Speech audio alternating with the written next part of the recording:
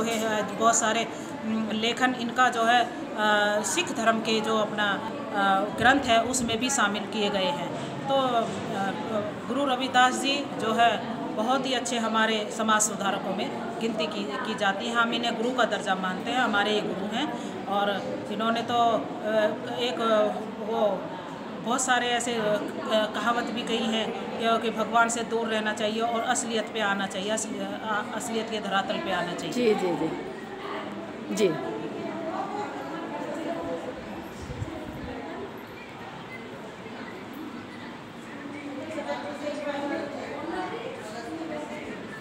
ये हमारे महापुरुष क्रांतिकारी पेरियर ईवी रामास्वामी जी, ये भी बहुत बड़े संत हैं और इन्होंने भी देश का बहुत ही सुधार किया है। हमें इनके बारे में कुछ परिचय दें। पेरियर ई रामास्वामी जी जो हैं ये साउथ में हुए हैं और ये इन्होंने अंधविश्वास के खिलाफ बहुत काम किया। इन्होंने जो देवी देवताओं को ना मानने की जो जनता से अपील की कि देखो इनको मानने से तुम्हारा कोई भला नहीं हो सकता है, अगर तुम्हारा भला हो सकता है तो केवल और केवल जो है इनसे बाहर निकलने के बाद ही हो सकता है। आप इन मनुवादी व्यवस्था को छोड़ दो, क्योंकि मनुवादी व्यवस्था से कभी भी ना भला हुआ है और ना होगा।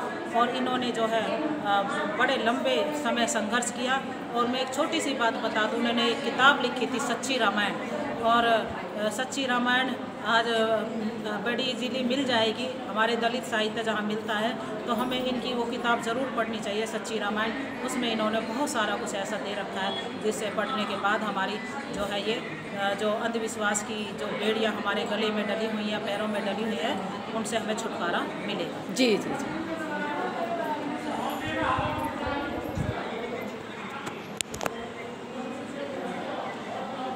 ये हमारे क्रांतिकारी महापुरुष राष्ट्रपिता ज्योतिराव फूले जी, जिन्होंने शिक्षा का प्रचार किया और आज भी हमारा देश इन्हीं की वजह से बहुत तरक्की पे है। हमें इनके बारे में कुछ बताइए। हाँ, ये ज्योतिराव फूले जी जो है पूना के अंदर हुए हैं और इनके अंदर मानवता थी। और ये जो है सारी रूढ़ी रिवाजी बातों को छोड़ करके इन्होंने बचपन में ही पहले तो खुद पढ़े, और क्योंकि इन्होंने बहुत तिरस्कार झेला था तो तिरस्कार झेलने के साथ इन्होंने ये महसूस किया कि किस तरीके से लोग एक समान हों, तो वो शिक्षा का माध्यम इन्हें नज़र आया। तो इन्होंने जब तो देश आज़ाद भी नहीं था तो उस वक्त इन्होंने जो है लड़कियों के लिए बड़ा संघर्ष किया। इन्होंने अपनी पत्नी को पढ़ाया, पत्नी को पढ़ाने के बाद में इन्होंने जो है पूना के अंदर और भारत के अंदर महिलाओं के लिए, लड़कियों के लिए स्कूल खोले, 1848 में खोले। और उसके बाद इन्होंने 15 स्कूल खोले। तो कहने का मतलब यहाँ यह आता है कि राष्ट्रपिता का जो दर्जा हम इन्हें देते हैं वास्तव में हमारे राष्ट्रपिता है, क्योंकि इन्होंने ही महिलाओं के लिए, लड़कियों के लिए शिक्षा के दरवाजे खोले। जी जी।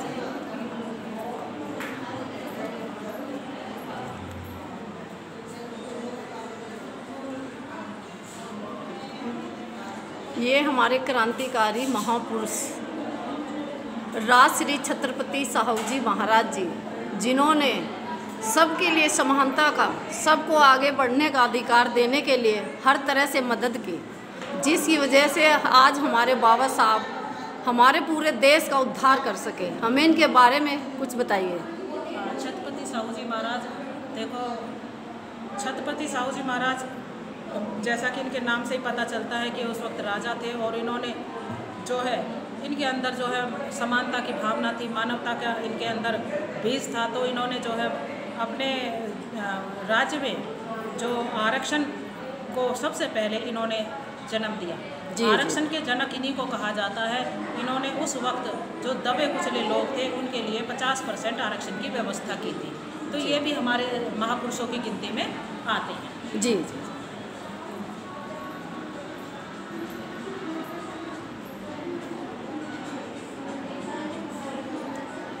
ये हमारे भारतवर्ष की महान क्रांतिकारी माता सावित्रीबाई फूले, जिन्होंने महिलाओं के लिए बहुत त्याग किया और शिक्षा का प्रचार किया। हमें इनके बारे में कुछ बताइए। माता सावित्रीबाई फूले ये राष्ट्रपिता ज्योतिराव फूले की पत्नी हैं, और इन्होंने भी पति के साथ कंधे से कंधा मिला करके शिक्षा के लिए बहुत काम किया। और इन्होंने जो है अपने साथ ये खुद भी पढ़ी और अपने साथ बहुत सी लड़कियों को तैयार किया। इनके साथ फातिमा शेख का नाम ना ले तो ये गलत होगा, फातिमा शेख ने भी इनका बहुत साथ दिया। ये पहले स्कूल में टीचर बनी और उसके बाद ये प्रिंसिपल भी बनी और उसके बाद इन्होंने कई संस्थाओं को भी चलाया और बड़े सफल रूप से इन्होंने अपने जीवन को निभाया। और इनके पति की कई संस्थाएं थी, सत्यशोधक समाज, और उन्होंने कई उनको चलाया। और इन्होंने एक बेटे को गोद लिया था जो इनका अपना नहीं था, तो यशवंत राव, उन्होंने वो बड़ा होकर डॉक्टर बना। डॉक्टर बनने के बाद में और इन्होंने जो है उन दिनों जैसे आजकल ये कोरोना की महामारी फैली हुई है, जैसे कोरोना की महामारी वैसे प्लेग की बीमारी फैली हुई थी, तो उसमें भी इन्होंने बढ़ चढ़ के लोगों की सेवा की। जी। और ये लंबे समय इन्होंने समाज के सुधारने के लिए काम किया। लोग इन्हें बुराई करते थे, लोग इन्हें पर कीचड़ फेंकते थे, पत्थर फेंकते थे, लेकिन ये कहते थे मेरे भाइयों, जितना तुम मुझे दुखी करते हो, परेशान करते हो, मैं समझती हूँ कि तुम मेरे पर कीचड़ या पत्थर नहीं, तुम फूलों की बारिश कर रहे हो। और इस जज्बे के साथ ये जो आगे बढ़ती चली गई। और ये अगर हम कहें शिक्षा की देवी, तो हमारी सही मायने में शिक्षा की देवी कोई है तो वो सावित्रीबाई फुले। जी जी जी।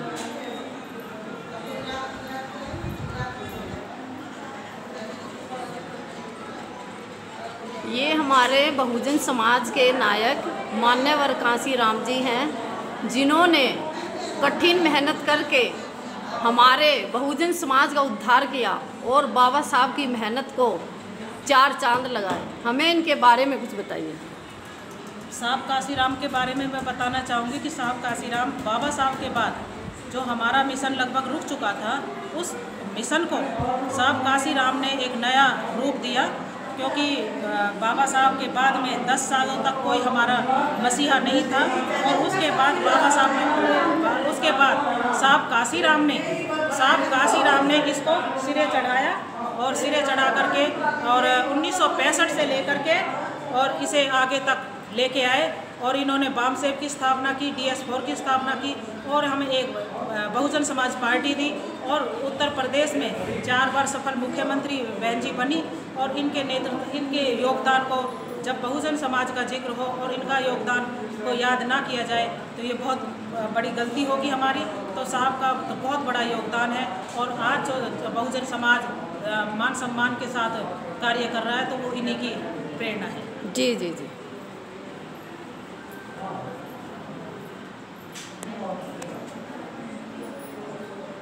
ये हमारे भारतवर्ष के क्रांतिकारी जन नायक बिरसा मुंडा जी हैं। हमें इनकी महानता का परिचय दें। बिरसा मुंडा जी झारखंड में हुए हैं और ये आदिवासी समाज से आते हैं। इन्होंने भी समाज के लिए बहुत सारा कार्य किया और समाज को जगाने के लिए इन्होंने जो है बहुत वो किए। लेकिन लोगों ने इनका जो है अंग्रेज़ों से इसकी शिकायत कर करके इन्हें फांसी पर लटकवा दिया था। बिरसा मुंडा जो है समाज के लिए अपने आखिरी दम तक संघर्ष करते रहे और उन्होंने जो झारखंड के अंदर आदिवासी समाज को ऊपर उठाने के लिए बहुत योगदान दिया। जी जी जी।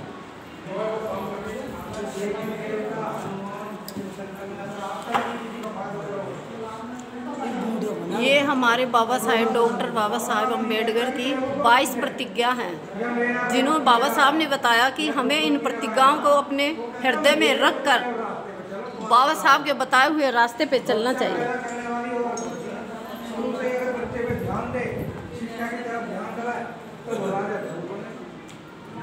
ये हमारी महान माता रमाबाई जी हैं, जिन्होंने अपने जीवन का एक एक क्षण लगा के बाबा साहब के साथ कंधे से कंधा मिलाकर बाबा साहब का साथ दिया ताकि वे देश का उद्धार कर सके।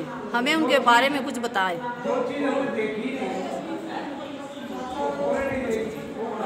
अब मैं बता दूं 22 प्रतिज्ञाओं के बारे में। बाबा साहब डॉक्टर अम्बेडकर ने बौद्ध धर्म को ग्रहण करने से पहले अपने समाज को 22 प्रतिज्ञाएं दी थी। उन प्रतिज्ञाओं में कोई भी ऐसी चीज़ नहीं बची है जो कि पाखंड से को ख़त्म ना करती हो। तो उन्होंने ये 22 प्रतिज्ञाओं के अंदर हमें सब कुछ दे दिया है, तो हमें इन 22 प्रतिज्ञाओं को ज़रूर मानना चाहिए। जी। और साथ साथ उन्होंने हमें धर्म भी दे दिया जी। कि जाते जाते बाबा साहब हमें बौद्ध धर्म दे के गए हैं। और बौद्ध धर्म एक ऐसा धर्म